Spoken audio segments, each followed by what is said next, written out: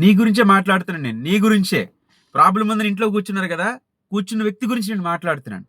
Problems ఈరోజు road మీద బయట జనాలు చూడండి. ప్రాబ్లమ్స్ ఉండే వాళ్ళందరూ ఇళ్లల్లో కూర్చుంటే, ఈరోజు రోడ్ల మీద జనాభా కనబడేవారే కాదండి. ఇంతకి ప్రాబ్లమ్ ఉందంటే అసలు ఏ ప్రాబ్లమ్ మనకుంది? ఆ ప్రాబ్లమ్ నుంచి ఎలా బయటపడాలి?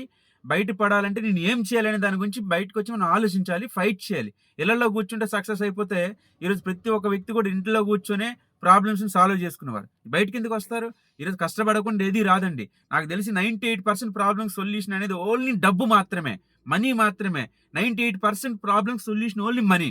మనీ లేదంటే 98% ప్రాబ్లమ్సే. ఆ డబ్బుని ఎలా సంపాదించాలి? సంపాదించే వాళ్ళు ఏం చేస్తున్నారు? ఏం ఫాలో అవుతున్నారు?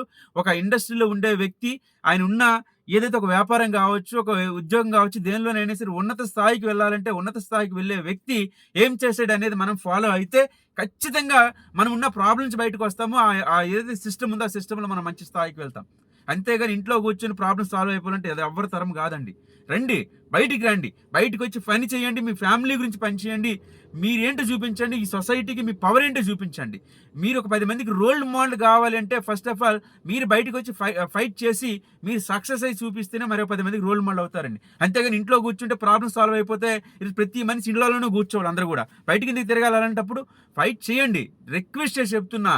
నిజంగా చెప్తున్నా.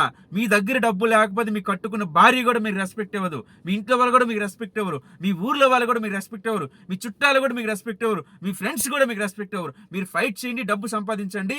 మీ చుట్టూ ఈగల్లా తిరుగుతారు ప్రతి ఒక్కరు కూడా. ఈగల్లాగా. మిమ్మల్ని ఒక వెంట్రుకలా తీసి పడే వ్యక్తి కూడా మీతో సెల్ఫీ దిగడానికి మీ దగ్గరికొచ్చి మీ ఫోటో వాట్సాప్ డీపీ పెట్టుకుంటారు. వాట్సాప్ స్టేటస్‌లో పెట్టుకుంటారు. ఫేస్‌బుక్‌లో కూడా ఫార్వర్డ్ చేస్తారు. ఆ విధంగా సక్సెస్ అవ్వండి అని చెప్పి నేను రిక్వెస్ట్ చేస్తున్నాను మీ అందరికి కూడా. Thank you.